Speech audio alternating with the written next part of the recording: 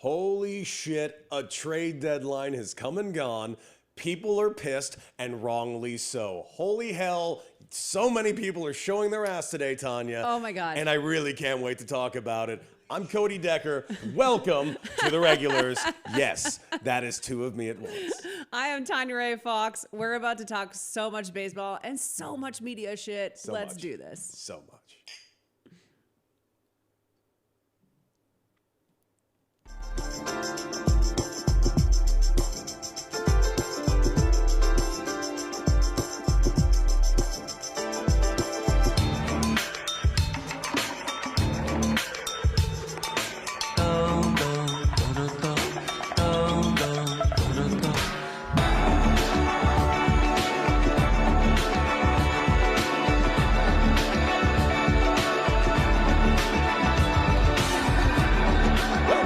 Welcome all. It is a Monday night. You're in the right place. You're around friends. And frankly, if you're all pissed off, you're in the right place. If you're in a bad mood or a good mood, you're in the right place. Just grab yourself a drink with your buddies and let's get ready to talk a shit ton of sports. Yeah.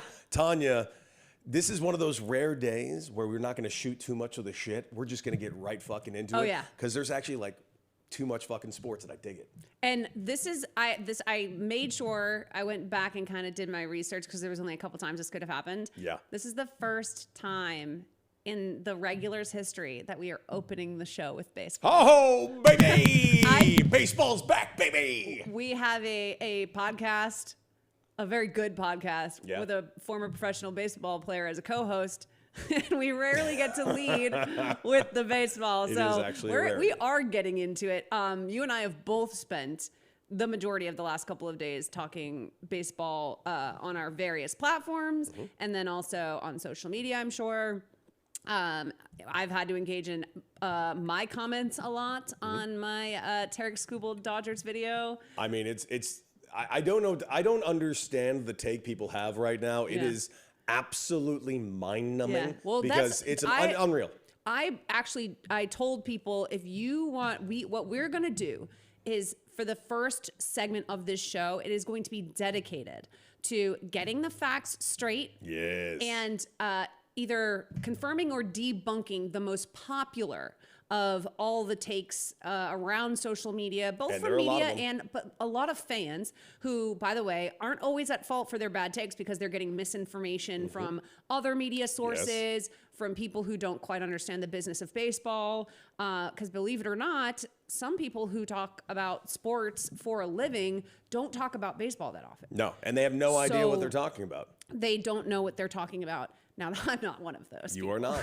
You are not. But you are one of the very few that truly, how do I put this, does research. So this is going to be very fun. Well, yeah, and it helps that ever since I came into the business, I was covering baseball as well. Yeah. That was the lucky thing about me, Cody, is You're also I was from covering Boston, man. that's what I'm saying. I was always covering all four of the major men's sports leagues.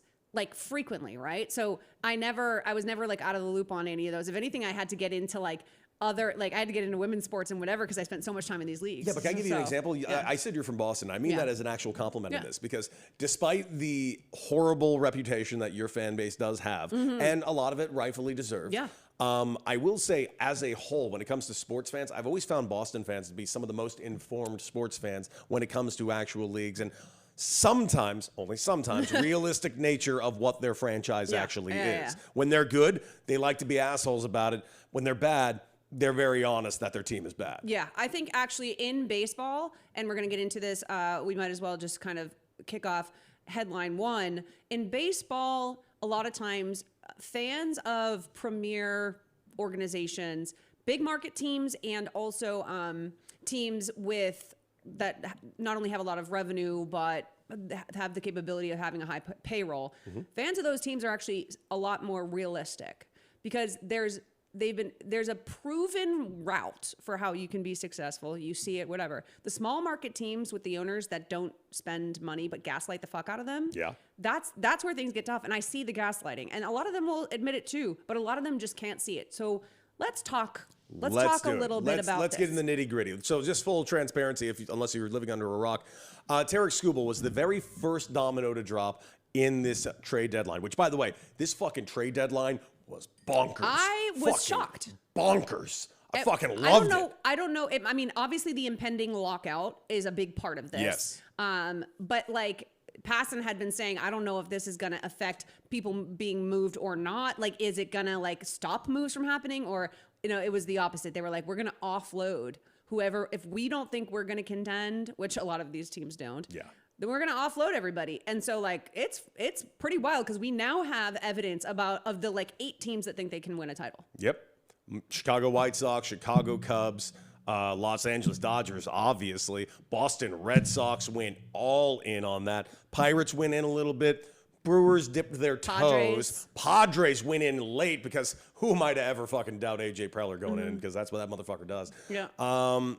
So those are. And Tampa Bay Rays with Peralta, but like, which was interesting. But I will say this all started with one very, very specific thing. This all started with the name Tarik Skubal, the big name that we knew was going to be dealt. So here's the thing: Tarik Skubal went on Saturday night, 2 days before the trade deadline, for 3 good prospects. I want to make this abundantly clear. They're all good prospects, except one is fresh off of Tommy John surgery. He's 27 years old. He's just coming back right now, but he's been in AAA. He only has a cup of coffee in Major League Baseball. River Ryan, another younger guy, 21 years old, another pitcher who's apparently pretty good, sits around the upper 90s. Cool. And then the number one guy, well, not the number one guy, but the number one guy, the piece in this trade that they really wanted, Zaire Hope, who is a power-hitting monster. He has 23 home runs. Zaire Hope. He's in AA. Is he black? He is. Sick. He's fucking good. He's really good. He's in 293 in AA Tulsa. The Texas League is not an easy league to hit in. I played in that for 2 years. And I also have heard that about the Texas League. It's a tough league to hit in. It is. And then he's got 23 homers in that league right now. Yeah. So huge pickup. Here's the thing. He's the Dodgers' 5th prospect. Yeah. The Dodgers didn't even have to give up their top 4 prospects. It was only 3 guys they gave up, only with 1 month of service time in Major League Baseball. I couldn't believe how cheap they fucking got him. Yeah. It was like, I was blown away. Yeah. I was like, dude, I would have thrown in something to outbid the Dodgers. Yeah. No one wanted to at least drive the Dodgers price up. How did this happen on Saturday night? I feel like you and I could have put in a bid for Tarik Skubal. I'm like fucking blown away. Like I'll give you my Cadillac and you can babysit Franklin. We'll give him Mocha. You get Mocha and a player to be named later. Mocha, you're going to Detroit, baby. Like, no, so this was, I'm not gonna lie to you, this was fucking wild. I couldn't believe what they got him for. But then it happened like the inevitable meltdown. Yeah. The meltdown that happened. We need a salary cap now. Tarik Skubal got traded for 3 prospects. What fucking salary cap? Yeah, well, this didn't affect any salary cap. Oh, and we are literally gonna break this down piece by piece, the salary cap of it, all of it. We'll start with exactly what you just mentioned, which is the Dodgers being cast as this major villain, this is not new. No. This is something that's been happening for the last 2 years, but also specifically this season, heading into lockout looming, right? And in this article from CBS Sports, they wrote, the Dodgers aren't the biggest villains in the Tarik Skubal trade. The cowardly teams who let it happen are. And that is something that you and I have repeatedly said. So I thought, okay, what a perfect article to draw from. It represents how we feel about this. Starts out, and I love this. The Brewers had the best record in baseball last season. They've made the playoffs 7 of the last 8 seasons, winning the NL Central each of the past 3 seasons, and 4 of the last 5. They are cruising to yet another division title, and they were swept by the Dodgers in the NLCS last season. They haven't made the World Series since becoming an NL team. They are one of the 5 MLB teams to never win the World Series. If there was ever a moment absolutely screaming for the Brewers to do absolutely whatever it took to not only acquire Skubal, but to make sure the Dodgers didn't, this was it. Where were they? The prospect package the Dodgers gave up was light and easily something the Brewers could have handled. As Dodgers manager Dave Roberts said on Sunday night, there's nothing that we did that no one else could have done. And I realize that there are people who are listening to this who are they're going to run through a laundry list of reasons that their team couldn't do it.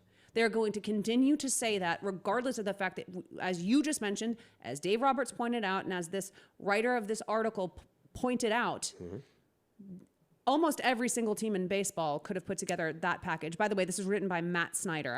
I'm just telling you right now, I was blown away how little the package was. Yes. I was blown away. If you have ever felt, as you and I have, if anybody has ever felt that perhaps the owners are colluding to just let the Dodgers have all the best players in baseball that are available on trades and free agency, this did not help disabuse you of that notion. Really didn't. In fact, I set off alarm bells. By the way, I've been saying this exact thing for people are really coming around to it now. No, you've been on it since far before the show started. Yes. Like I have been screaming this from the mountaintops. I'm glad you've all made it. We were talking about it in preseason. You were talking about it in pitchers and catchers. I'm glad you all see it now because to me this has been obvious, and I've been saying this for so long, so you guys can recognize what's happening step by step, and each step has just been further and further into that direction. Yeah. So this to the point where this one was so fucking blatant that I'm like, you got to be kidding! Look what Adley Rutschman just went for. Adley Rutschman just went for a significantly better package than Tarik Skubal. Huh? Fucking what? Huh? Now, granted, that was an intra-division situation. Sure, I'll give you that. You know, and so I will say, like, for sure, you can't be giving up to another division rival for less than what. But point taken, and it certainly is not an argument against it. What we're going to do now, Cody, is we are going to fact check each of the most common arguments that we've been seeing across social media, comments, questions regarding Skubal, the Dodgers, and MLB business. Bring it, man. Bring it. Number one, I'm going to read this to you as a quote because these are things that people have said directly on the internet, both to me and just to the ether. Okay, that's it. The Dodgers are the only team that can do this because of ownership wealth, revenue, TV deal, the $66 million per year break they get on their TV deal taxes, plus contract deferments. Okay. So let's start with the idea of their just overall wealth, revenue, and that TV deal. Okay. I did a little bit of research, and I want to know what you think about this. In 2012, the Yankees' entire salary, their payroll was about $220 something million. Mm-hmm. That, adjusted for inflation in 2026, is about $326 million, which would be the highest payroll in baseball and would outpace the Dodgers by about $14 million. Sure would. In 2026. Yes. We have seen exorbitant payrolls, deferments or not, luxury taxes or not, however you want to fucking do this. Many times across the course of MLB history, the Dodgers payroll right now is not even the most exorbitant payroll we've seen in the last 15 years. Nope. Okay. Talk about the TV deal a little bit and whether or not people have a fair point about the fact that the Dodgers, between their revenue, over $1 billion in revenue, and their TV deal, have a leg up in what they're allowed to spend. I'll give you on the revenue aspect because you are right. The Dodgers made a lot of revenue last year, but that's also a business, and their business is booming and thriving. So them making $1 billion in revenue. Don't we kind of assume that revenue is tied to success? Because I did notice that the Astros, when they won their first World Series in 2017, were 13th in league revenue, and by the time they won again, they were 4th. Yeah. So do we think that that's an accident? No. Attendance is up all around. Ticket sales are up. Let's see, TV ratings are up. International superstars. They're, oh my God. I don't know if you guys know this, but Dodger Stadium is now called Uniqlo Field at Dodger Stadium. Do you have any idea how much Uniqlo paid for that? Because I don't. I bet it's astronomical. I bet it's fucking astronomical. The first time they are finding revenue streams and creating revenue streams that have, revenue over $1 billion for a baseball team is unheard of. I apologize because you are right. They made $1 billion in revenue because they have an amazing product. We also do have to acknowledge that a significant part of it is Shohei Ohtani. This would happen to revenue for Philly, for New York, for Boston, or for Chicago, or for San Francisco. In all these other major markets, the revenue would soar to this degree. It would the actually Uniqlo deal doesn't happen without Shohei Ohtani. In New York, and also, by the way, Shohei Ohtani comes. Who's to say Yamamoto's here? Who's to say Roki Sasaki's here? So yes, sometimes, every once in a while, a generational superstar with that sort of worldwide appeal is going to fall into your lap. 100%. And yes, that is an unfair advantage if you think I think it's been unfair that some people get to have LeBron on their team. Yeah, I mean, I think it's unfair that the Patriots had Bill Belichick and Tom Brady on the same team for 20 years. Some shit's just fucking unfair. Like, I got nothing else to say for you. Yeah, this is a brand that has been a well-run organization as far as a business is concerned. Okay. Because here's one thing. As much as we want to say, oh, Shohei Ohtani just prints that money. Sure as shit wasn't printing the money in Anaheim. Yeah. He was doing the same shit in Anaheim, and it wasn't nearly as important. The Dodgers took something that was working and said, okay, we're going to create a fucking multi-billion-dollar empire off this one guy. Something the Angels could have fucking done. By the way, but great fucking point. Where was all of this revenue and all of this absolute superstardom around Shohei Ohtani, who was a fucking star and an MVP caliber player? Playing with another MVP with as Mike well. Mike Trout, by the way. No. Crickets. So, perfect. Okay, great. So just so we're all clear, the Dodgers are better at doing business than every other team. Right. So, okay, that's a leg up. Fine. I'll just say, sure. And $66 million that they don't pay in taxes on this TV deal for the duration of this TV deal is fucking pocket change. To, by the way, not just to the Dodgers, to every billionaire. Okay? To all the billionaires. It's the dumbest argument. They also signed themselves up for massive luxury tax that they pay. June Lee said that, and I like June Lee's work, and I was blown away by this. I'm like, June Lee, you think the Dodgers have a leg up because of 66? They're worth $7.8 billion. Don't they pay? That's like finding a $2 bill in your pocket, except maybe not. A $2 bill might be more expensive. Don't they pay like $46 million on luxury tax for Shohei Ohtani's fucking contract, regardless of the fact that he's paying $2 million every year? So Pretty much. Yeah, they pay his payroll. His payroll's $2 million this year. But the luxury tax hit is fucking crazy. And they don't care because they're making billions. Right. So they're good business. So those two arguments are just by the way, so fucking stupid. $66 million in savings on a TV deal would barely make a difference for the fucking Cincinnati Reds, let alone the Dodgers. And by the way, the Cincinnati Reds, who their main owner worth $600 million, I agree. They're 23 owners of the Cincinnati Reds. So fucking shut up. Yeah. We don't even know who fucking owns them at this point. Maybe I do. You might. All right, next one. We don't need to pretend the Dodgers ownership isn't wealthier than the Tigers. So in the conversation around the fact that the Tigers didn't keep Tarik Skubal, we've got a lot of people saying, at the end of the day, they don't have Dodgers money. Cody, would you like to know where the Ilitch Family Holdings group ranks among owners in MLB wealth? I don't know where it ranks, but let me just go through the list off the top of my head of what I know. Okay. They own Little Caesars Pizza. They own the Detroit Red Wings. Mm-hmm. They own significant real estate downtown Detroit. Mm-hmm. They own two of the major venues in Detroit where concerts are done. And that's only a couple of them. And I think I'm probably forgetting one of the biggest ones. Yeah. Well, they also have a casino thing, which I think they're not allowed to use that money toward MLB, but whatever. So you got it all. They are, by most estimations, the fifth wealthiest ownership group, team, whatever. I'm actually shocked it's not higher. And the only reason it's not higher is because they have they've been leapfrogged by the Dodgers. They were one of them, right? So the Dodgers are second or third, depending. Steve Cohen is worth $23 billion. Not to mention the Yankees still have a brand that is very, very significant. So Steve Cohen's worth more than most owners across all sports, even so, okay.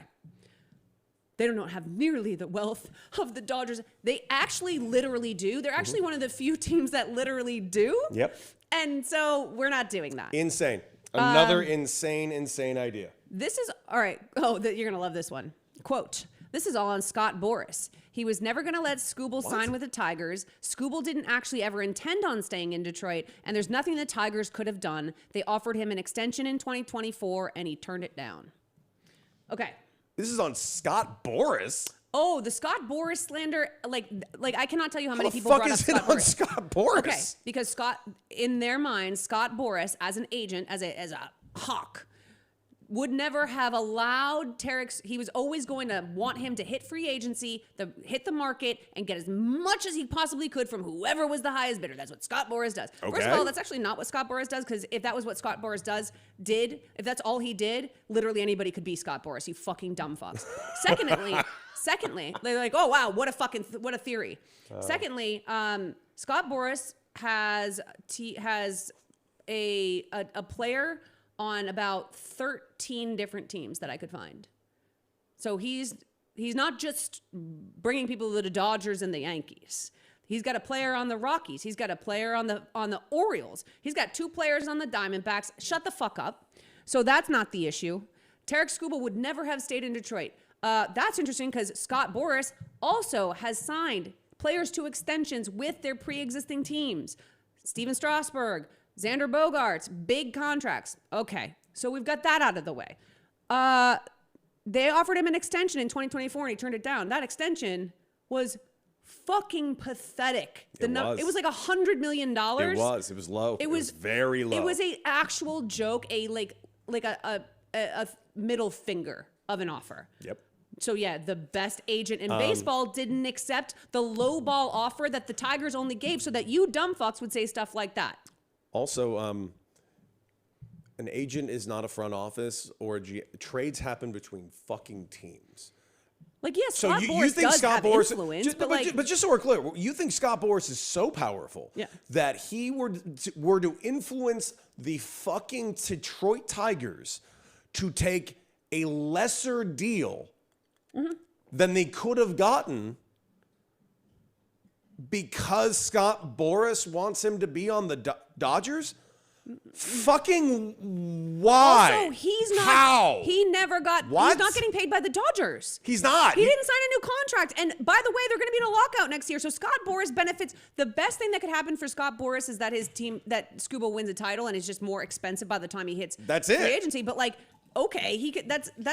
Come on now. But it's not really going to make that much. It's drops of water in the ocean at this point. He's won 2 straight Cy Youngs. He's fucking expensive. Yeah. Like I don't know what to say. He's expensive. And they're offering stupid money. So this is a issue across sports, Cody, but specifically with Scott Boras in the MLB is that this idea that these greedy agents are manipulating everybody to get them.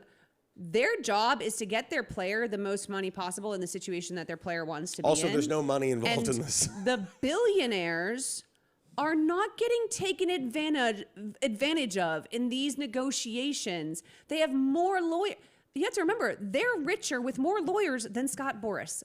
As rich as Scott Boras is, he's not nearly as rich as the fucking Ilitch family, okay? You guys have got to stop being so worried about the greedy millionaires when the billionaires are on the other side of the table. You've got to chill. Yep. I promise you Scott Boras is not sitting at home twiddling his thumbs with sitting on a stack of $10 billion that we don't know about. Next. Yep. Quote, haven't the salary caps in the other major sports made it so that teams can be more competitive and faster? There's more talent to go around because nobody can just acquire it and build a dynasty. Pro teams have a short window if they get their draft, development, and trades/additions right. Isn't that better for the fans? So, first of all, which league are we talking about that doesn't have dynasties? Because haven't we just gotten out of... So the basketball is literally... dynasty after dynasty after dynasty. Now, this last couple of years, you have more parity, but... Not because the salary cap was new. But the salary cap's been around, so I don't know what the fuck that's all about. The NFL, oh boy, no dynasties there. Directly from the Patriots to the Chiefs. 3 teams that have won championships in the last fucking 20 years. Hockey's got some parity for sure, but the part of that is also just that like hockey, but the nature of hockey is that like different. There's so much fucking but like injury that's just fucking insane. And by the way, the Dodgers have won. And by the way, hockey also has dynasties. By the way, there's only been 2 teams ever to win 3 championships in a row in Major League Baseball. Dodgers are going after something very, very historic right now. There's more parity in there's more parity in baseball than there's ever been in the NBA or the MLB. I'm sorry, the NBA or the NFL. There's more parity by far. Yeah, that's just not even a question. It's just ridiculous. The idea that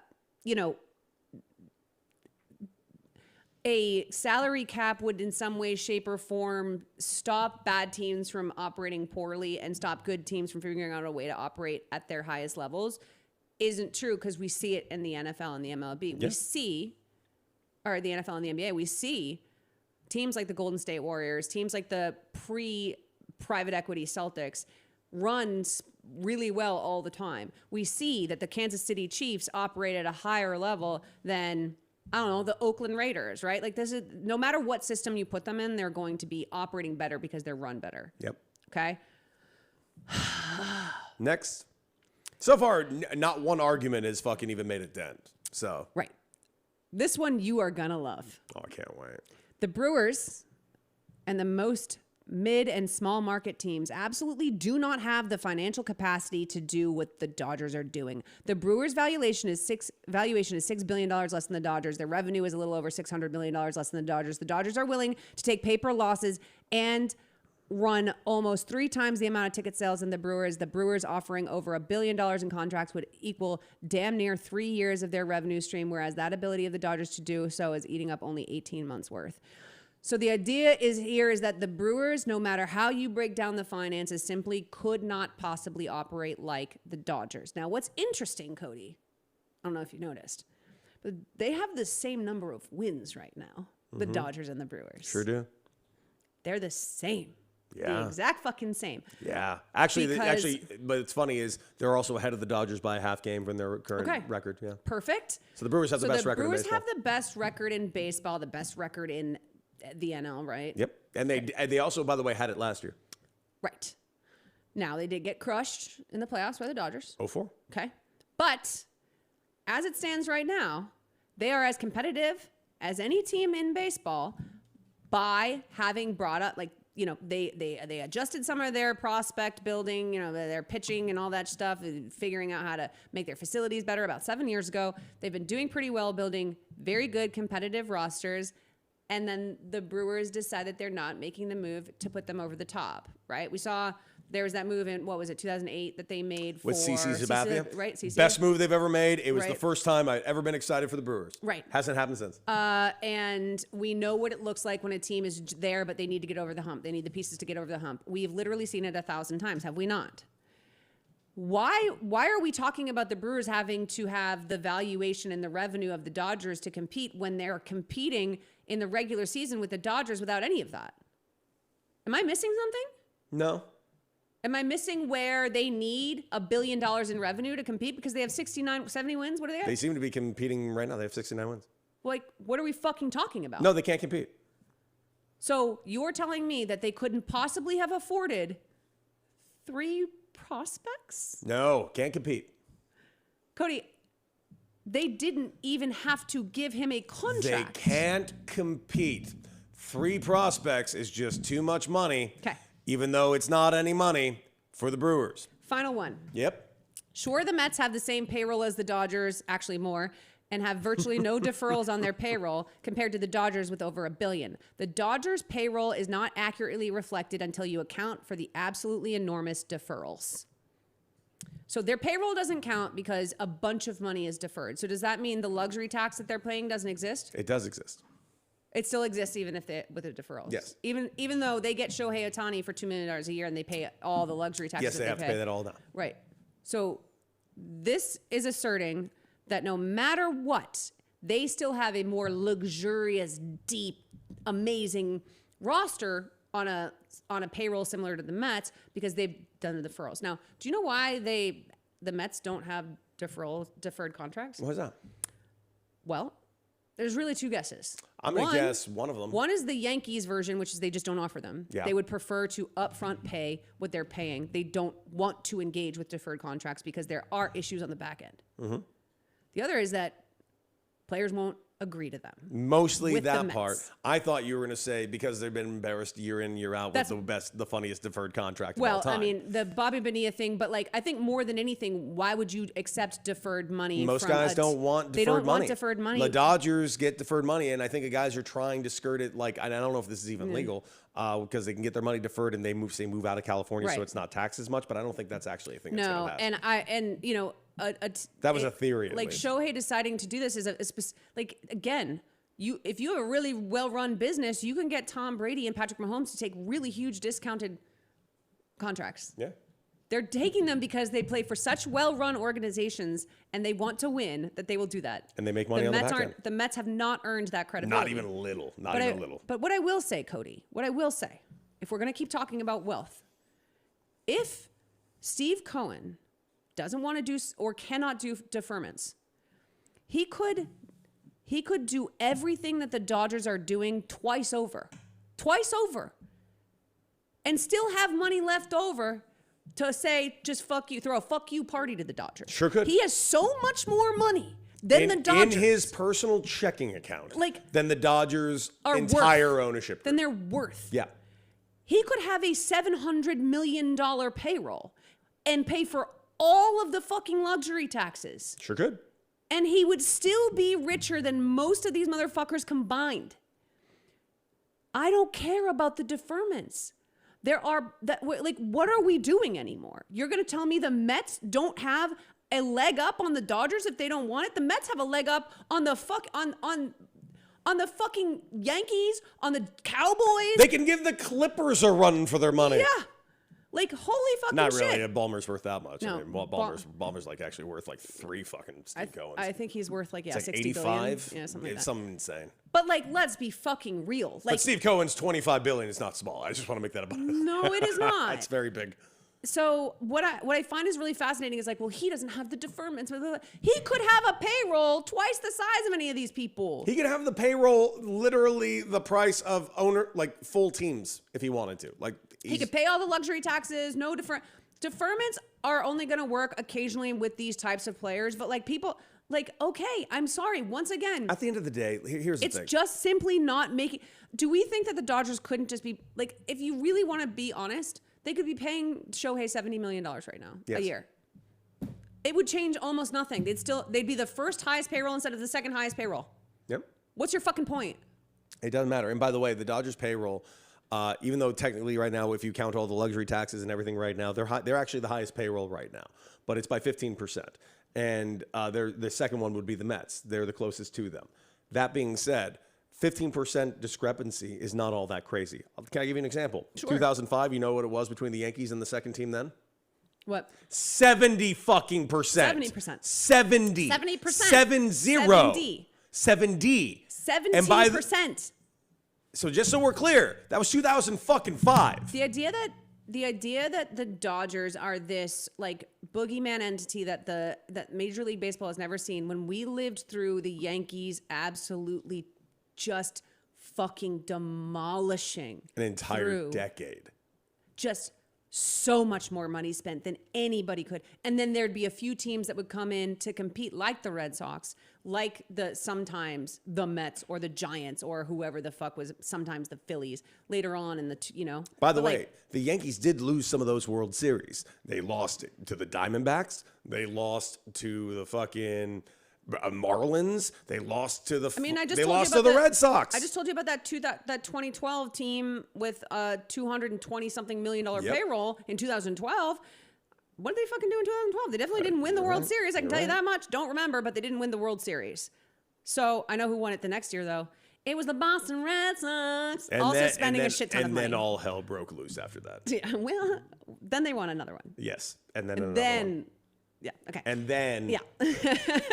You guys got 4. Shut up. Yeah. So, how does everybody feel about, how are you feeling about do we hit all the points you wanted to hit? It's just Is there any other major points about There isn't. It's just, you guys are mad that they got him. I get that. That fucking makes sense. I think it is, I will say, to people's credit, I do think that they are genuinely frustrated because they are given so much misinformation about what these owners are capable of. Oh my God, they're capable of everything. They do genuinely feel like they're not seeing the bigger picture. And even people, like you said in the media, even June Lee, see some of these people are like falling for these little like traps, these bait traps that are being set by owners and the people who, and GMs and the people who are trying to like control the narrative. And the reality is that you could take the Dodgers, like take everything else that they do and look at it, because we just saw what they gave up. This very much feels like Luka going to the Lakers.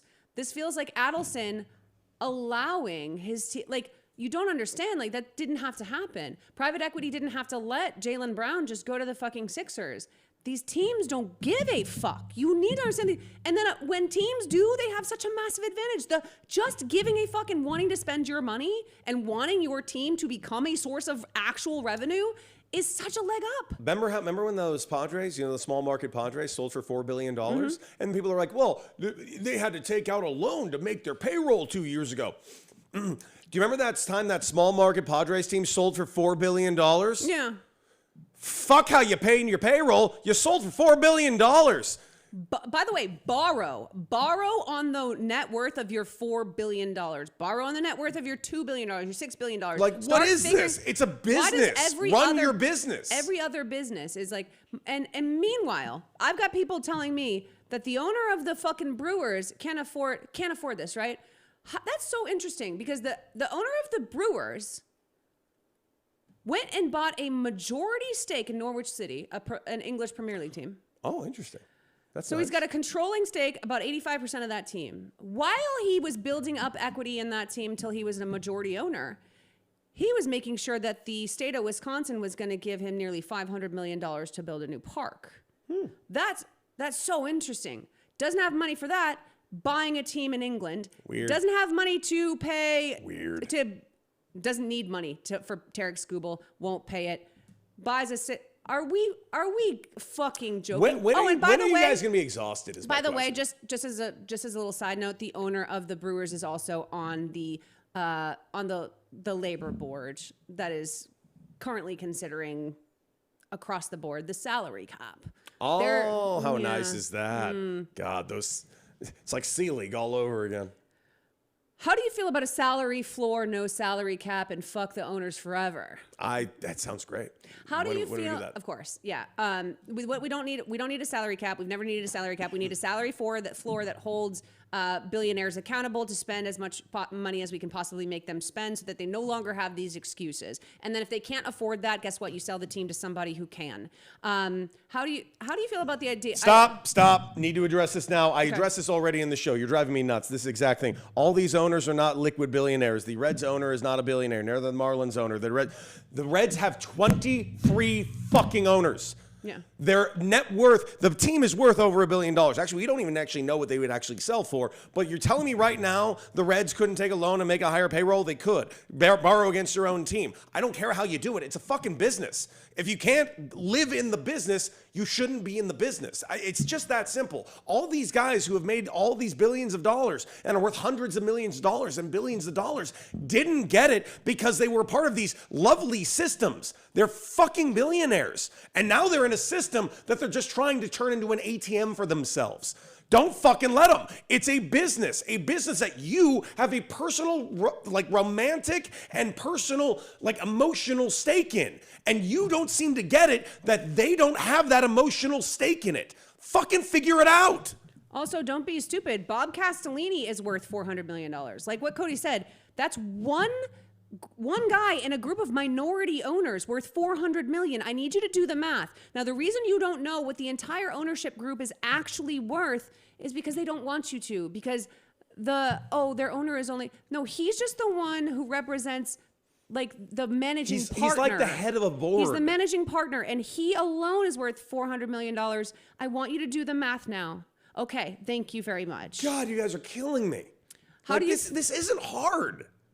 Do you think that a system where they restructure the deferments so that something like the Shohei Ohtani thing can't happen with $2 million up front? That's fine. Like that's more than reasonable. I actually do think that that's a reasonable. Tie that in a little bit. Only because if we do no salary cap and we continue to do guaranteed contracts, something that is specific only to the MLB, fully guaranteed contracts for everybody, and all of these, and no salary cap.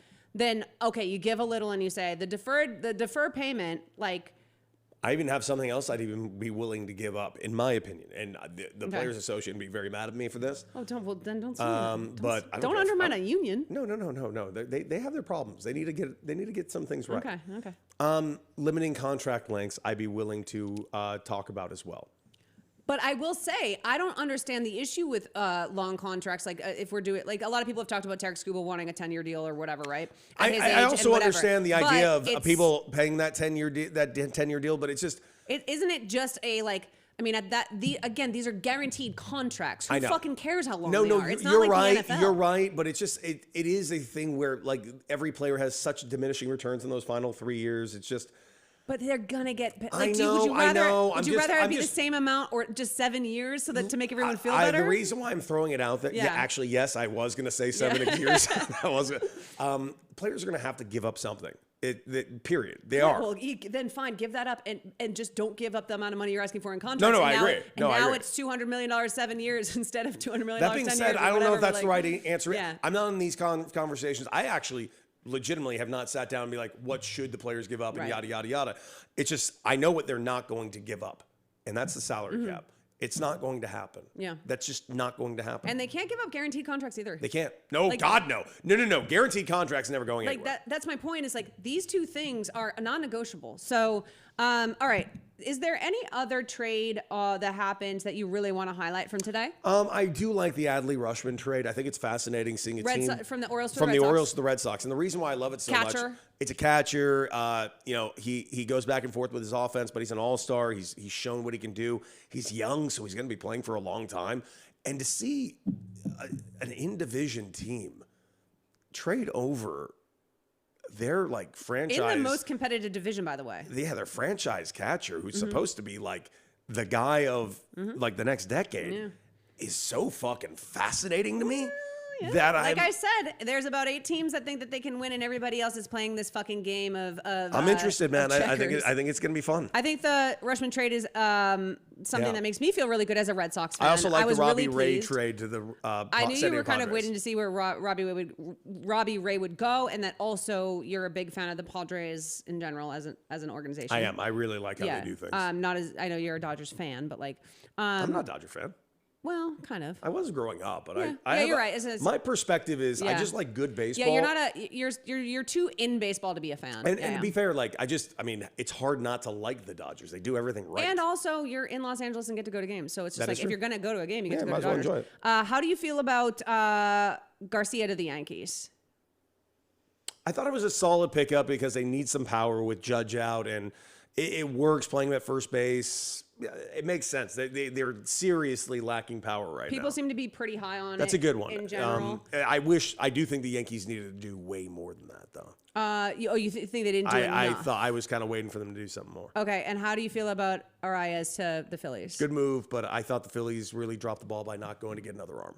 Really? I thought they needed another arm. Okay, well, this feels like I love this pickup. This does feel like the Phillies are saying we do believe we can do something. No, they should. Okay. Luis Arias is a great pickup. I feel happy for and by the way, he's a great pickup to the point where, like, okay, this is a bat-the-ball guy. He's a great guy for the playoffs. He's going to get on base for all your power guys. Yeah.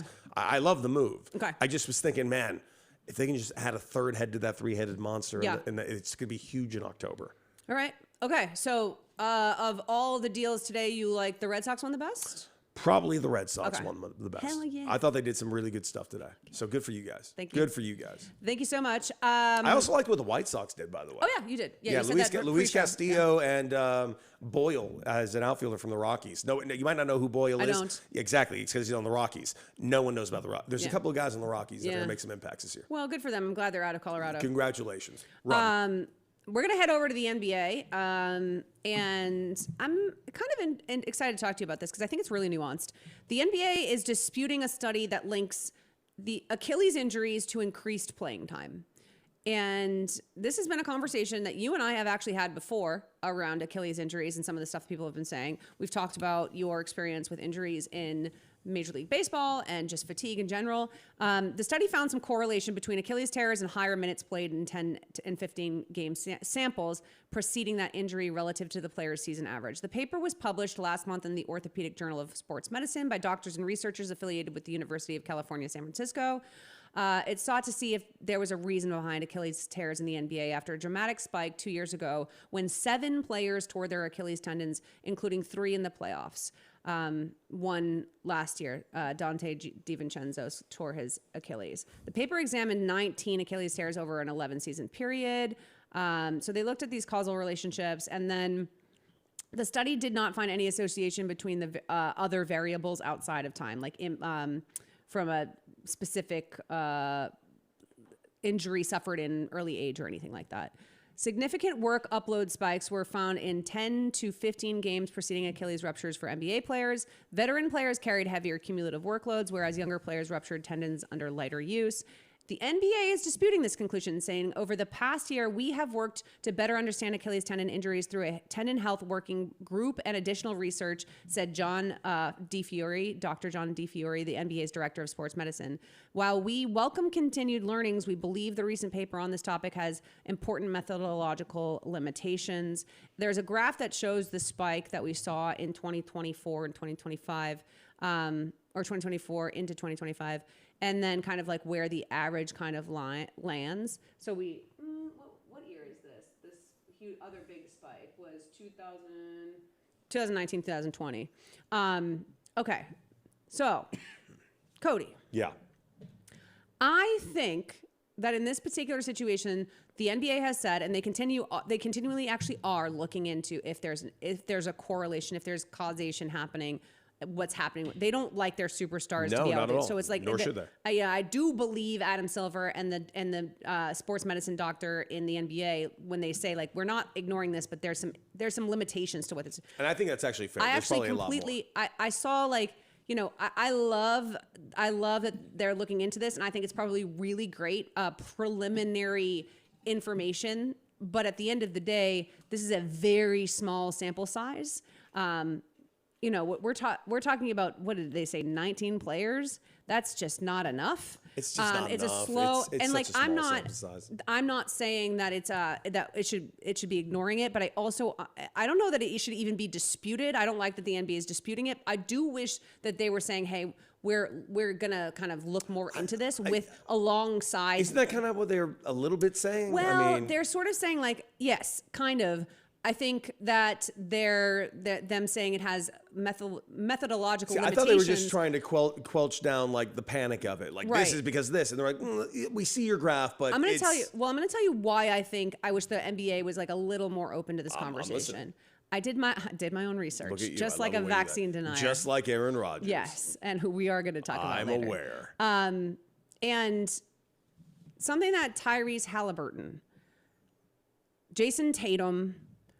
Kobe Bryant, when he tore his Achilles in 2013, in April of 2013, have in common. Again, some of these Achilles tears are like, outside the scope of players that we like would talk about, but these like superstar Achilles tendon tears. KD, but I'm going to talk specifically about those three because they have something in common. I'm listening.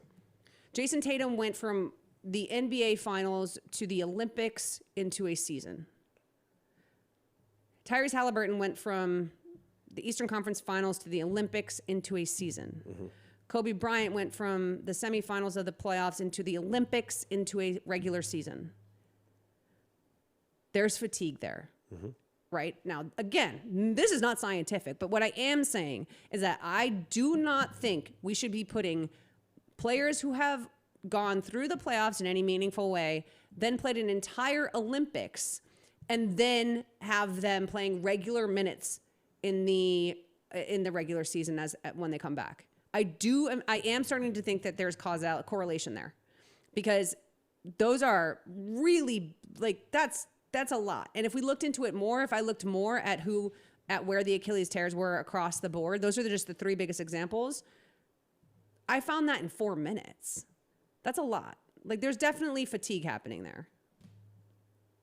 That makes a lot of sense. But nobody's talking. That's not like a part of this conversation. Well, there's certainly got to be fatigue. There's got to be also, maybe there's an equipment issue that's also maybe factored in. Maybe there's also the courts themselves. You have to remember, part of the thing that we don't talk about as much with NBA players as we should is that it's not, when we talk about fatigue, we're also talking about their physical frames. Yeah. They're not normal sized No, people. that's a lot of pressure to be put on certain body parts. Why do you think I cringe every time fucking Wemby falls? Yes.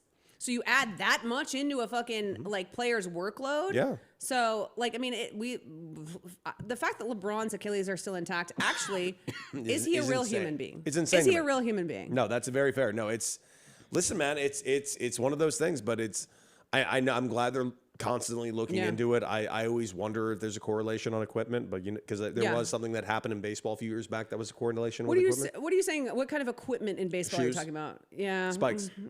There was an issue. Spikes are way different than basketball I agree. Yeah. I agree. I'm not saying that anyone's fucking up. I'm just saying. There's just a lot of equipment in I'm baseball. Just saying, there's a lot of different. Like when we're talking about football, baseball, there was one hockey. brand when I was in 2 particular years where everyone coincidentally got the exact same injury, and they were all of the same brand, and so it was thinking plantar there fasciitis. might be like let's see what shoes these dudes are wearing in that one season where there were 7 Achilles injuries. Which there was likely maybe a mild correlation. If they were all wearing the same shoe, like if they were all wearing Air Maxes, we got a problem. But that wasn't. We got to go back to those Converse they wore in the '60s. That's the only way.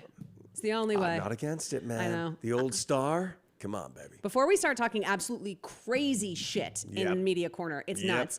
I do want to point out, because how could we not say that Mauricio Pochettino is returning as the USMNT head coach. Welcome back, Poch. Through 2030 World Cup. He is going to be back for the 2030 World Cup. We now know FIFA is not going to privatize into obliteration, so that's good. We're going to get the Women's World Cup next season. And now Infantino is about to be ousted, so great job. Yeah, so that's awesome. We got Good job for showing your ass. We did not think this was going to happen because it did very much seem like Poch wanted another job. I guess he's just not going to get that job, so he was like, all right, I'll come back. Great. I'm bummed that he didn't get the job he might have wanted in Premier League, but he was very gracious about getting signing this new deal, saying now it's a fresh start. It's a good moment to refresh that mindset, to refresh that culture and philosophy, and to start to create a new era of U.S. soccer, U.S. men's national team, thinking that every player will have the possibility to join us if they perform. By the way, can he also fix our entire youth system? So he is actually, they'd said in this that he is and his staff will advise and support U.S. soccer on the broader development of the full national team pathway,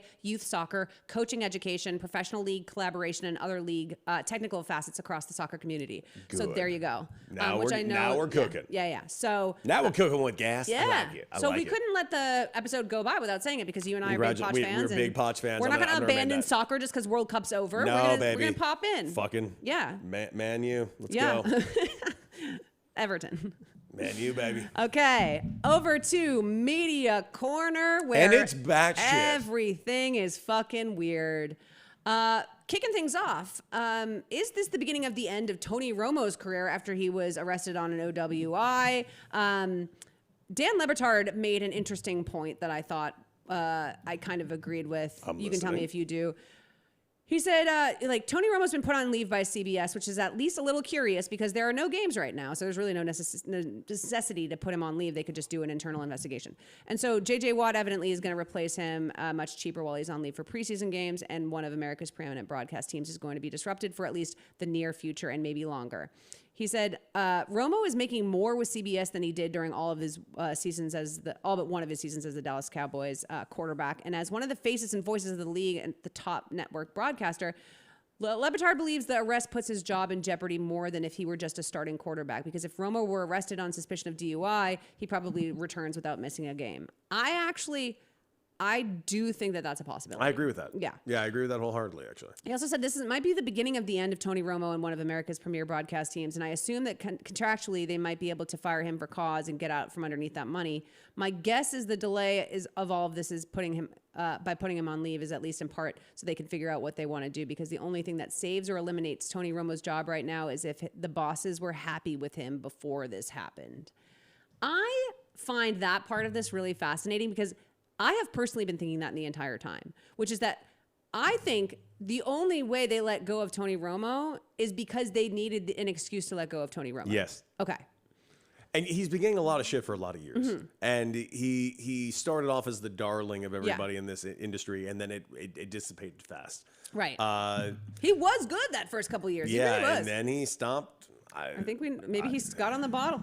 Maybe he was drunk on those. Who knows? I don't know. Who knows? I have no problem. I will say there's been a significant difference in his performance from those first couple of years. He was also he's been a notorious asshole to his girlfriends in the past and stuff. Really? So yeah. At one point he told Jessica Simpson that she couldn't weigh more than 135 pounds. And I was you got to put a woman in her place. Yeah, with your face though, not yours, with Tony Romo's face, Tony Romo's face. Come on, bro, you got to know where you stand. Hey, what are you gonna do? Listen, told her not to be about 135 pounds. Yeah. Which she wasn't ever anyway. So I was like, okay, but really, that's neither here nor there. Yeah, no, it's fucking crazy. It's fucking nuts. So I'm out. I can't date Tony Romo. Thank God. Yeah, that's fucking. Sorry, Tony Romo. it's been nice knowing you. Yeah, I tend to I think this is going to be really interesting because if he gets fired, people are going to be like, see, he was held accountable. No, he wasn't. No, they wanted they wanted him gone. They don't give a fuck. They want that shit off their books. That's all they wanted. Yeah, like I promise you that Mike Tirico and Chris Collinsworth could be caught speeding, drinking, getting like blowjobs from people who aren't their wives at the same time, all of it, and they're back on. They're not getting fired. Like I promise you. If he gets fired, it's because they already wanted a reason. That's it. I agree wholeheartedly. All right. On to the fucking premiere part of our media corner. Aaron Rodgers went on Pat McAfee and went on one of his more insufferable tirades, which is saying something considering he's made an entire career of insufferable tirades. It was so great not hearing from him for a while. At a time when Aaron Rodgers was seemingly creating a kinder, gentler vibe as he embarks on his final year in the NFL, Rodgers brought the knives out during a Monday appearance on ESPN's The Pat McAfee Show. Though? Rodgers started by taking the Fifth Amendment in response to McAfee's first question to mock Dr. Anthony Fauci, who last week repeatedly invoked the Fifth in testimony before the Senate Committee on Homeland Security and Governmental Affairs regarding the COVID-19 pandemic. You got a pardon and you're in front of, and you plead the Fifth over 100 times, Rodgers said. What are you scared of, Tony? I thought you were the science. That's literally what he said. I thought you were the science. You know what's funny about that? I thought you were, I am science. And you get up there and you can't answer a question. Remember, he did actually. He gave a full opening statement and actually explicitly said what he was about to do and why he was about to do it. Did you hear that part at all, or did you just go off the headlines that he pled the Fifth because you're a fucking idiot? I think it might be the latter, Cody. Okay, just checking. The vitriol extended to ESPN, and I think this is really fascinating. The owner of the channel on which he was speaking.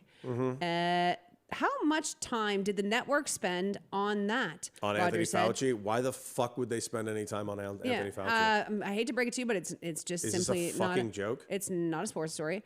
How much time did they spend on my responses every week? On my vaccination status? There it is. We all remember when he was immunized and he got listen, you didn't want to get vaccinated. You didn't want to pay the consequences of it, so you lied.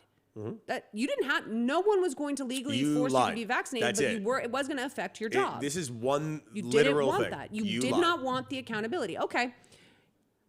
How much time is spent on my vaccination status, on Taylor Swift and Travis Kelce's wedding? Did they even do a minute? Did they even do a minute on Tony Fauci? No, I bet they didn't. So he's saying this again on ESPN. Rodgers then made reference to ESPN's conspicuously scant coverage of the Mike Vrabel, Diana Russini situation. Then there was another scandal this offseason, too, involving a voter for MVP for Coach of the Year. How much time did your network spend on that? Later in the segment, Rodgers returned to the Russini story. Like, you have literally an individual that maybe that maybe used to work at ESPN? No, she did. She did. That covers our league at the highest level, and there's a major scandal, and it's just like nobody can fucking talk about it. What are we even doing here? It's affecting certain things. If there's leaks going on, if there's tampering going on, if that person is an MVP voter and a Coach of the Year voter. Rodgers also referred to ESPN as a gutless organization with no integrity. Well, he's right about that last part. I'm with you on that. I do find it fascinating, though, that he's repeatedly calling ESPN a gutless organization with no integrity. He's repeatedly talking about Diana Russini specifically as the one reporting story that he seems to have a problem with. Interesting. That ESPN won't cover. It's really interesting. That's super fascinating considering Adam Schefter just ignored an entire NFL coach almost dying. Yeah, by the way, still have no information about that. Yeah. Very fascinating. So that's interesting, but he has a real problem with Diana Russini. I don't know. I think that there's something personal going on there. Definitely. You think maybe? I think maybe. Yes. Because I think maybe. Yeah.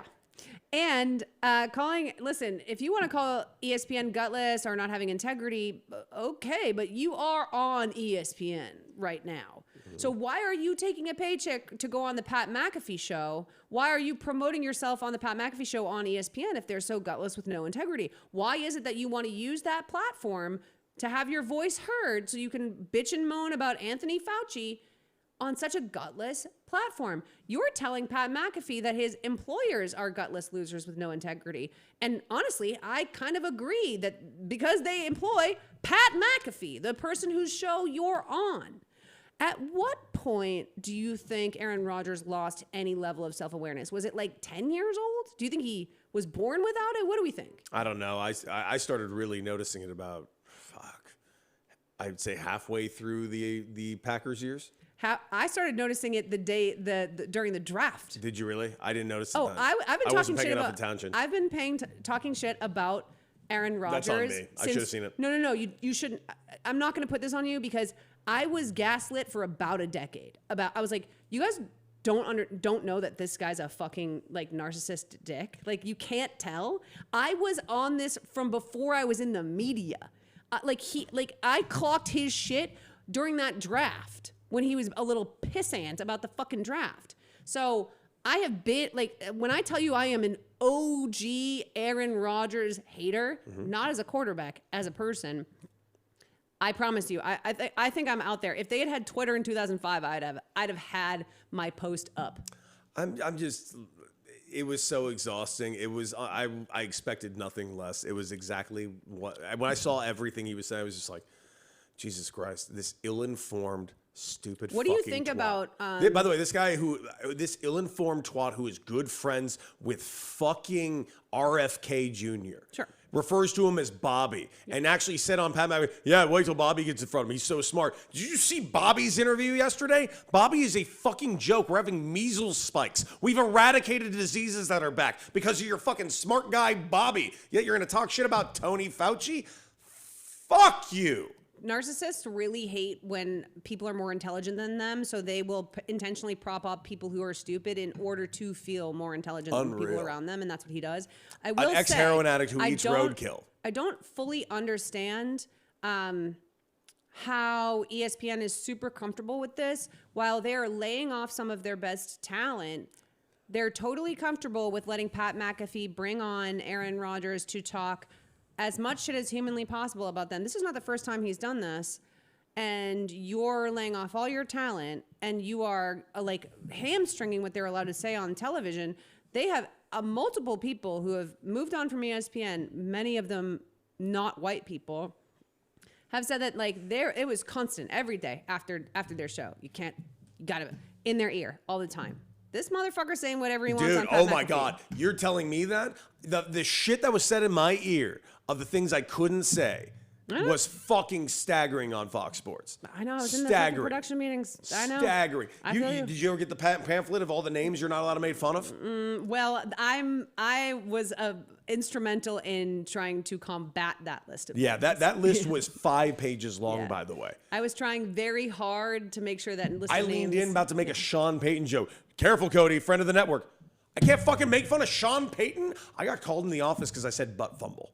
Like, he's a friend of the network. I got actually scolded for saying butt fumble. Butt fumble tried to kill a guy. Fucking tried to stab a guy, and I'm apparently an asshole for mentioning the butt fumble. What the fuck is wrong with this fucking dipshit I bet you industry? they talk about the butt fumble now.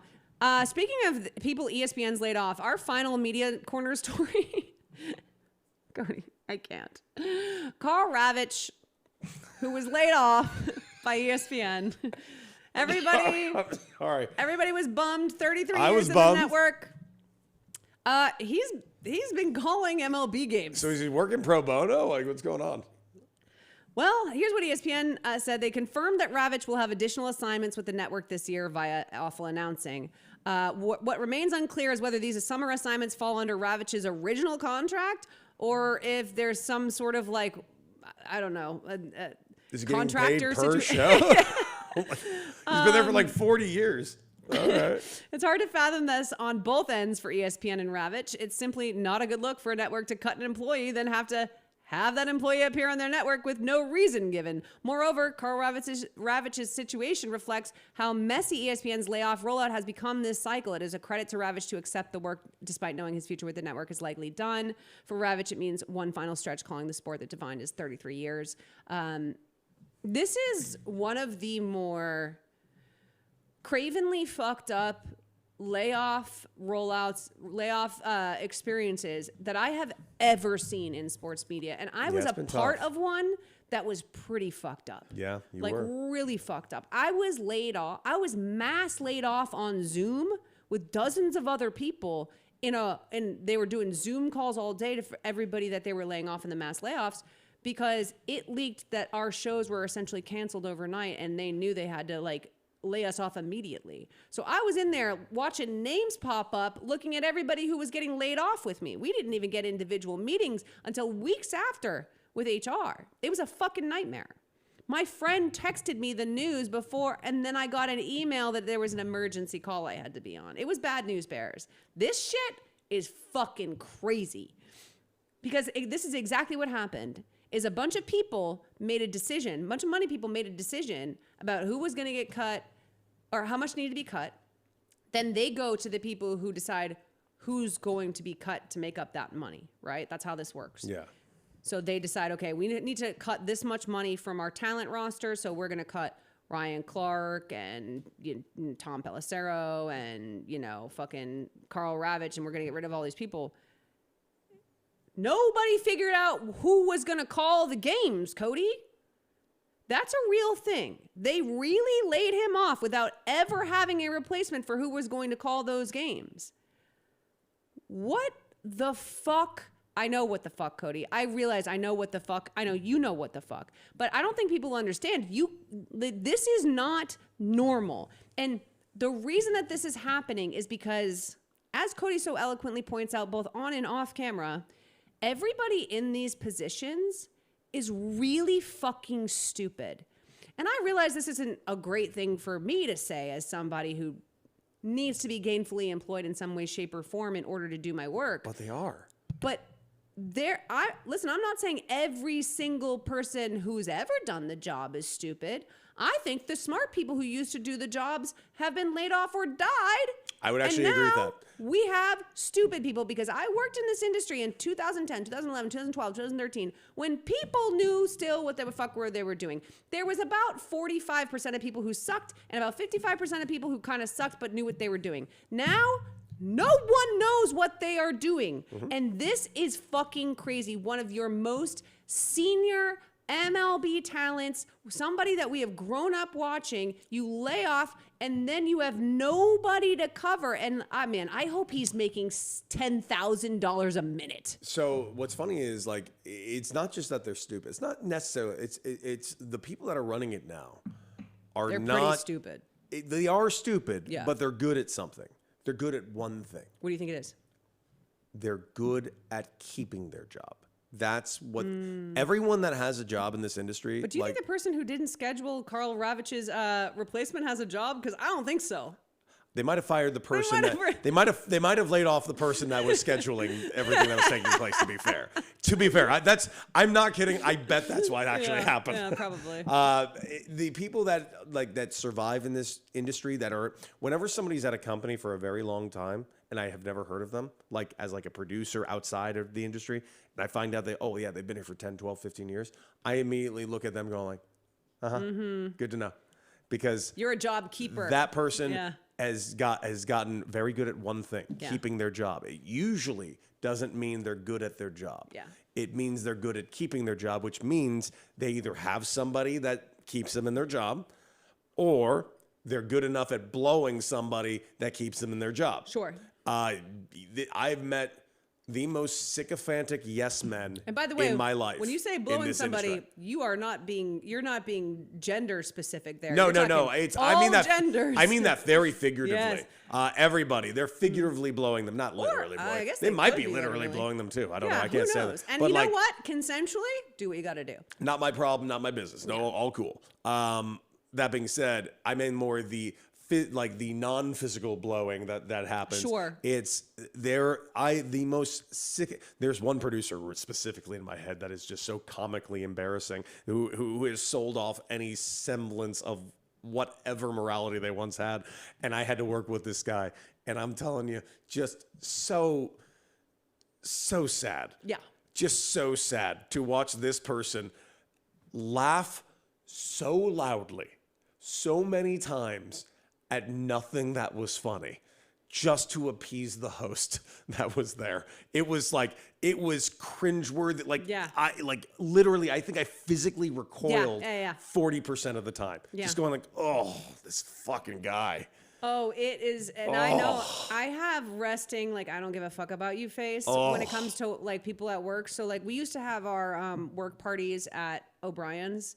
I remember. I actually went to one of them. What year?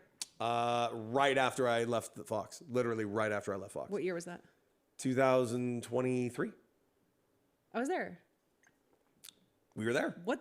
How did we not talk? I don't know. I popped in real quick because I'm a regular at O'Brien's. I happened to be in town, and Willie's like, "Hey, I know you just left Fox. Fox about to have like their holiday party." Yeah. I'm like, "No way." So I start to leave, and then Whit gives me a call because by the way, I love Whit. Actually, Whit's like one of the guys I really like. Yeah. Whit was always nice to me. Yeah, I've always really liked Whit. He always seemed scared of me, but that's not surprising. I mean, you are scary. I am a little scary. You are scary. But I'm not. But men do think I'm scary. But I will tell you, like, I really like He was that very guy. nice, though. So I guess Willie told him, and Whit texted me. He's like, Cody, come to the party. You absolutely should be here. I'm like, all right, I'll be there. So I only stopped by for like 25 minutes. And he would always stand at the front and like welcome everybody in. He was always he was like, great to have you here, Tanya. Like, he was really, really sweet. Yeah. I always liked him a lot. But there were other people. Other people I do not have the same feelings about. And so I would walk. It was almost like I'd walk in and they'd be like, oh my God, Tanya's here. And like, but other people there were fine. My producers, the people who I was friends with. Who has this with you? Like, you are not that. You are a very friendly, outgoing person. Nice. That's the craziest part is like, I am so nice. But that's what I'm saying. Everybody else that I actually worked with was like, Tanya. And I love everybody. And I made all such good friends. The people who are my bosses, it's a totally different thing. Yeah. Because when I come into a meeting, they are so used to a specific way that a woman behaves in their presence. And I don't mean this, that I don't even think a lot of times they know that they are being put off by my energy. So it either really works for men or it really doesn't, men in power or people who would be my bosses, because like the guy who hired me there, he was like, you are exactly what I need. But outside of Whit, who was always very nice to me, other people who don't need to be named were always really like they would say to my face, everything was fine. Names. And then they would email my boss and be like, "Hey, what's Tanya doing here?" And I would have just seen them. They wouldn't talk to me. They would. And this wasn't a chain of command situation. This was you talk to Tanya because we don't want to. And it's really interesting because it's like, yeah, I stand up for myself, but I'm not going to punch you in the face. The idea that like I would stand up for myself was really scary to these dudes. And those are the people who are laying people off. Just by the way. Yeah. So. I guess I'm not surprised that you guys had no plan to replace Carl Ravitch. What do you mean you had no plan to replace Carl Ravitch before you fucking laid him off? Like, you didn't put like Eduardo in the spot? You didn't like call Xavier Scruggs, have him take over? Nothing? Like, you guys were like, we got to tell Carl he's out. Tell him he's out. Wait, did we Hey, we got Cubs Dodgers on Sunday. What do we got? And they were like, no one. You laid him off and didn't give us a plan. Call Carl and tell him provisionary. Like, I would love to. I wish I had like some sort of connection to Carl Ravitch. Maybe I do because I have a lot of friends in ESPN. I can't wait to read But I would book. love to like ask him, like, please tell me you made them pay you $30,000 a game. Like, please tell me you are getting an insane amount of money. You know what I mean? Yeah. Like, I hope he did that. Because that's really funny. Anyway, I'm really happy that we're going to get a little more Carl Ravitch at least. Me too. I'm a big fan of Carl Ravitch. Yeah. So I'm really happy he's still going. And hopefully after that he is able to He'll like get on with like, he'll be like the new... Because he's not old enough that he shouldn't be broadcasting. No. Like, he'll you know what he'll do? Like I see like the Dodgers or the Mariners or like a team just be like, Carl Ravitch, here's like a sweet little deal. Why don't you come over and like live out, come to, not San Diego, their broadcast team's so good. Go to Denver. Take over the Colorado Rockies for like. Why do you keep? Don't stick him. Well, Denver's really pretty. But But Denver's it's not. They play against good teams. Would you want to live in Denver? I'm not against Denver. You would be. It's not my first choice. I have a lot of news for you about Denver that you're not going to like. Oh, God damn it! Never mind. Sorry. I guess Denver's out. Yeah, but I can get weed there. You can get weed here. I mean, love weed here. I smell it a lot when I'm here. So that's because my mom's a pothead. Right. So I don't smoke. She's getting weed. Yeah, slow down. I don't smoke before our show. No, that's not what I was. I'm going to smoke right after this. We are getting like we get hammered on every show. You're like, I come in, like not sober. Yeah. I come in straight. We leave glazed. Oh yeah, we leave. Yeah, we leave glassy-eyed and fucked up. Yeah. Yeah. We got to do it before we name names at Fox. Well, exactly right. Because I got names. We did name the people we liked. Whit, we do like. I do like Whit a lot. Yeah. We're going to be more positive on the show and say the few people we like. I like Jacob Ullman a lot. I've always liked Jacob. I never really worked with him though. Yeah, I didn't really ever work with him either. No, I just know Jacob. Yeah, and I like Jacob. Yeah. So luckily, I can't say anything about you, Jacob. You might be getting away with murder on this one, I only know secondhand things, and I try very hard unless that secondhand has come from like several people to say things. So I just Love that. I just like Jacob. Love that. Nice guy. Who else did I? Yeah, I don't think there's anybody else that I liked enough at Fox to shout out right now. That's I had a bunch of producers and stuff. I'm not gonna start shouting them out on. They don't need to. They are.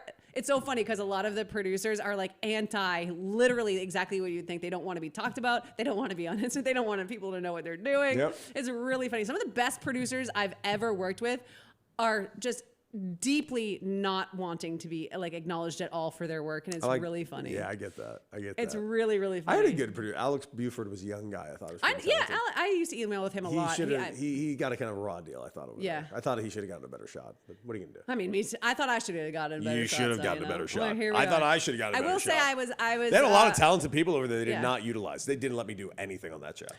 So. No, they didn't let me do a lot of things in production meetings either. Yeah, but there's nothing new. Yeah, that's why I always liked Colin, because he never he let me do what I needed to do in production meetings, and that's why I always respected him. But man, is he bumming me out? He's letting me down these days. Shall we hit a pop culture corner real quick? Yeah. Before we shut it down? What do you got? I know that you. Mocha, you see Spider-Man yet? Yeah, Spider-Man thoughts. Dude. Unfortunately, we're both not having seen Spider-Man. Dude. Yeah, me and Mocha are going together without you. Hurtful. Not really, but I will tell you this. I thought you'd have a bigger reaction. It's fantastic. It's fantastic. It's fantastic. It's fantastic. Did you like it? It's fantastic. Did you see the meme? I should have sent you this meme. Did I send it to you? No. Where he was like, some guy was like, the World Cup is over. I already watched the Odyssey. And then he posted a clip of James Franco from the other Spider-Man where he was like, now all I have is Spider-Man. And I was like, good. that's how I feel. Because it's like good. the last big thing of the summer. I thought it was the last big thing of the summer I had to look forward to as, so House of the Dragon premiere is not for me, but we got something weekend. else. Okay, but hold on. I'm about to say. So House of the Dragon premiere is next weekend. Finale is next weekend. I'm really excited about that. Really good. I don't know why you don't watch House of the Dragon. You watched Game of Thrones, right? Yeah, they had their chance.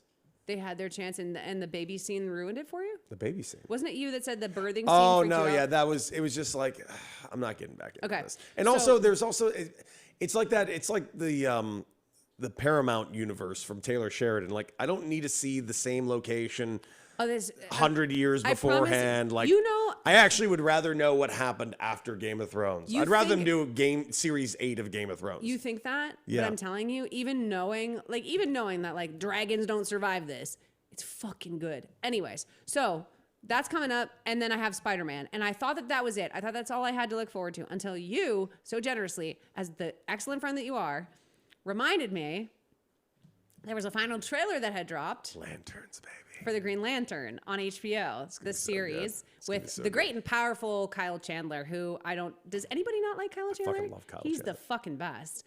And so you and I watched it together before the show, and I was like locked in. I was fucking locked in. I was like, this is a Western DC superhero, like, it's everything. Also, did I see Nathan Fillion in there? Yeah, he's playing Guy Gardner. With the haircut, yeah. right? He played that in Superman. I meant to ask you that when I was, Did you not see Superman?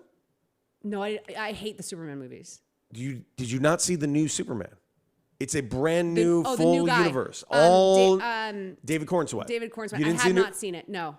Should I? So Nathan Fillion plays Green Lantern in that. He plays Guy Gardner. So I'll see that. Who's one of the Green Lanterns. Okay, so I think I should watch that. You need to watch Superman. Okay. You will fucking love Superman. I haven't liked the other Superman movies, but I actually think you're right that I will. James Gunn wrote. I really like David. Exactly. I like James Gunn, and I like David Cornsweet. The way that he did all his promo was very cute. I will tell you, he plays.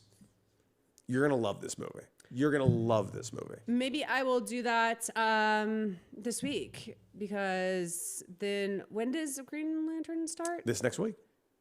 This Sunday? I think next week. I think like August 6th. Right. So that's Friday? Hold on, let's find out. When does it? August 6th is actually because I have to watch Superman before that. Green Lantern release date.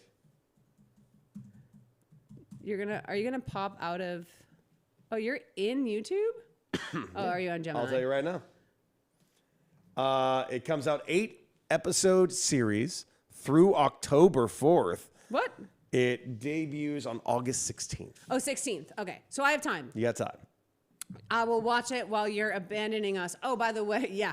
Note, we'll have to make that. Well, at some point, I'll make the note that we are going to have a week off. Yes, we're going to have a week off in August. This is your first time taking time off from the podcast. I'm taking time off. I took my Disney week off. Yeah, I'm taking a week off of all of the media for an entire week. I'm so proud of you. Going to Hawaii. Yeah, that's going to be really, really nice. And I'm annoyed because you're going to come back even more tan. Annie's going to be super fucking tan. Yeah. Everybody's going to be tan. I need to figure something out. I'm getting sun rashes. I'm trying to give you the pool for that week. You are trying. I am trying to get me the pool. I'm trying to get you tan. 150-pound dog. I'm trying to get you tan. I'm just trying to get you tan. You're trying to. Hey, all you have to do is wrangle the biggest dog in America. Think of all the content you can do in the studio. He is a sweet boy, though. Think of all the content you can do. I would be laid up in here. I could do my OnlyFans from here. I don't have OnlyFans. Finally. But the people. Everyone's going to be so excited. People are constantly accusing me of it. I might as well. I don't know what I would do, though. I'm not going to lie. Make a lot of money. I'm not going to lie. You know what? I really knee don't. Shots. Knee shots? Dude, you know what's so crazy? That would probably still get me money.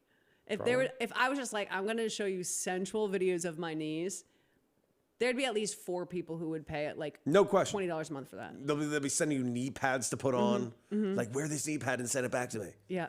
100. Here's $1,000. I think I might have just talked myself into it. Sorry, Chris. But yeah, we'll see. We'll see if you guys see a shit ton of content from me in the middle of August from this studio for no reason. If I'm just like sitting in those chairs. It's because she's watching my dog. It's because I'm watching Cody's massive horse-sized dog. But he has a best friend that is a very small, sweet girl, and so we love her too. Yes, that is true. And we love Franklin. Yes. He is a good boy once he stops trying to put my whole hand in his mouth. Yes, he's a big fan of that. Yeah. Yeah, he does that. He does that to Mocha too. Yeah. He's just got that, because he is, what is he? Great Dane Pit Bull mix. Great Dane Pit Bull, that's right. And my mom's dog has Pit Bull in her as well, and they want stuff in their mouths. Yep. I don't know what it is. He just opens his mouth and he just he makes me put my forearm in it. He doesn't bite. He just puts his arm like that. I put my whole foot in my mom's dog's mouth. Like, she'll just be on the floor trying to bite it, and I'm like, here, then have the whole foot. And she's like, and she'll just let it sit in there. I'm like, you're gross, dude. That's Franklin, man. He loves it. All right, well, then we could have foot and mouth time. Me and Franklin. We did it all. We figured out Tanya's upcoming OnlyFans. Finally. Everyone's going to be fired up. Only knees. Only knees.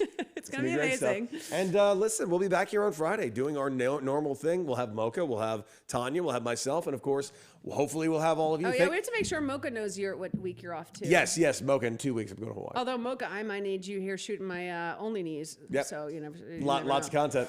Lots and lots of content. But here's the thing. Like, share, and subscribe wherever you get your favorite podcast. And also like, share, and subscribe right here on YouTube. And we'll be back with you live on Friday. Live on Friday, and on Friday is when we're going to talk about Kurt Schilling and the bloody sock. But finally, we're going to get to it. Yeah, because it's baseball news now. We're in baseball news now, yeah, so now it makes more sense than ever. But until that, make sure that you're tuning into all of our social media. We're constantly talking about stuff between these shows, and remember, forever and always, fuck Kurt Schilling. Fuck Kurt Schilling. We're the regulars. We are.